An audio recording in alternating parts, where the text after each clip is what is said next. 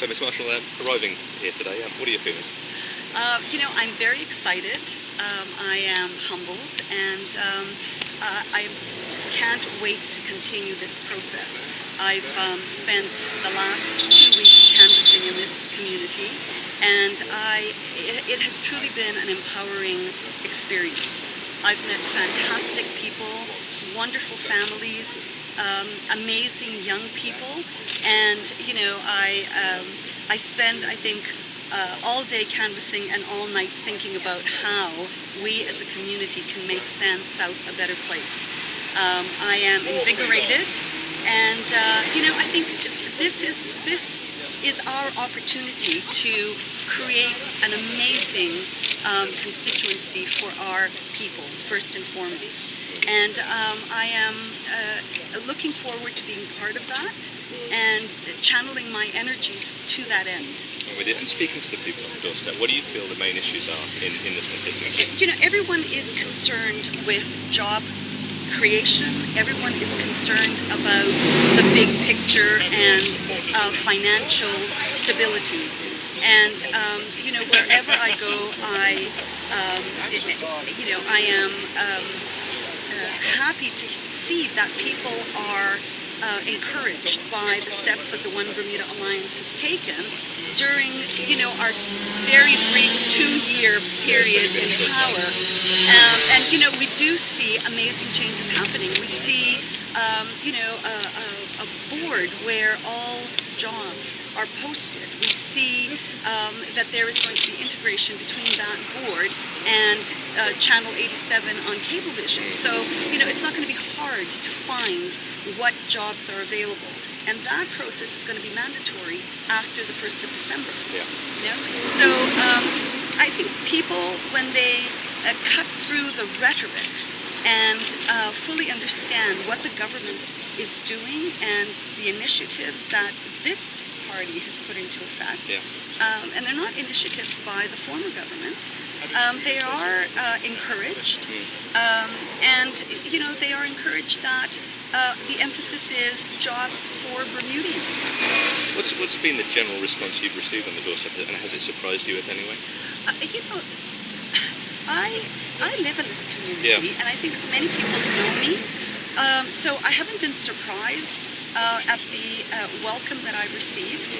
I can honestly say that there hasn't been a single instance where I have either felt uncomfortable, or that the person at the doorstep was unwelcoming. All of my neighbors are at least prepared to meet me and to hear me out. They may or may not agree with me, and if they don't, we can agree on our differences. Yeah. But I can say without reserve that the reception has been amazingly warm. It's seen by some as a safe PRPC. What would you say to that? I don't think that there are any safe seats anymore in this country. I think that people are fed up with that kind of rhetoric. The only reason why anyone would say that this is a, quote, safe seat is because of the demographic. And I think that people in Bermuda are sick and tired of that rhetoric. And what people want is a candidate who will work for them. A candidate who will listen to what they have to say, listen to what the people perceive as being the issues of their community, whether that be small or large, and then voice their concerns in a meaningful way to the people who can actually make a change.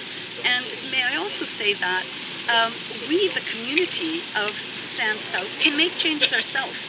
We don't have to wait for government to make changes. We can galvanize our people to, do things like clean up the park or clean up the White Hill Field, or,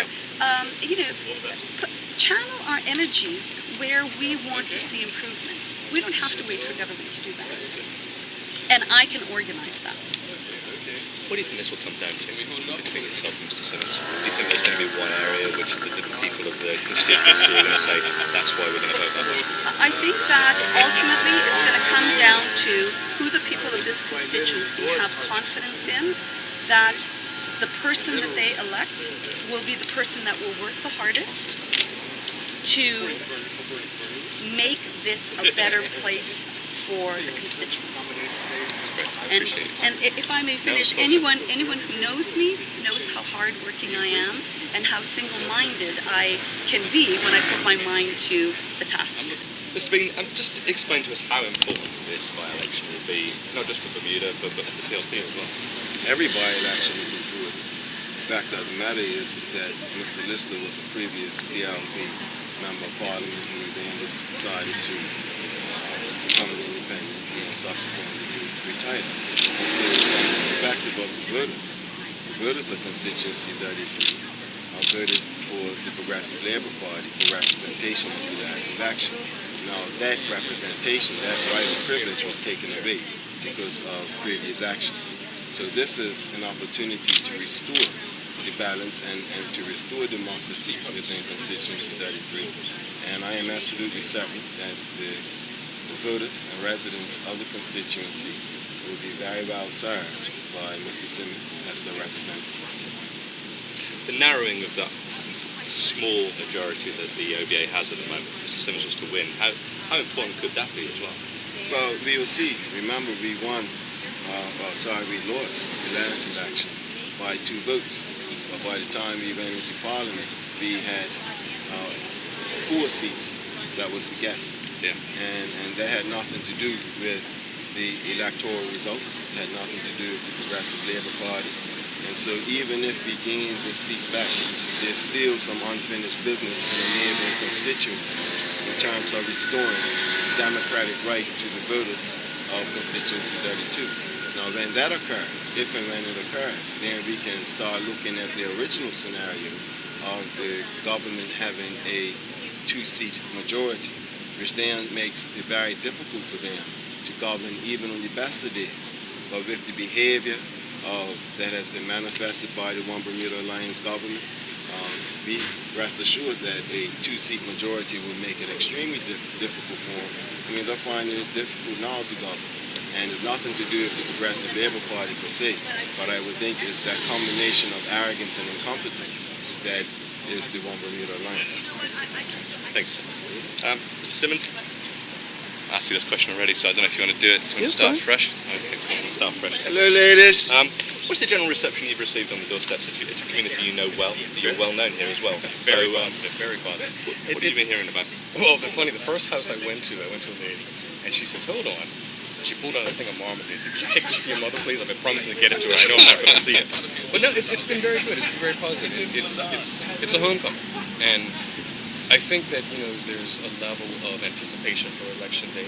We're not taking anything for granted, but it's been a wonderful experience, and people really now want to know. What I'm hearing is that they want to have. There's a proud tradition of there being 4 PLP seats in the West, and our supporters want the 4 seats back. No doubt. And issues again, youth, very, very critical. It still remains the most critical issue on the agenda. Getting our youth to work and back to work.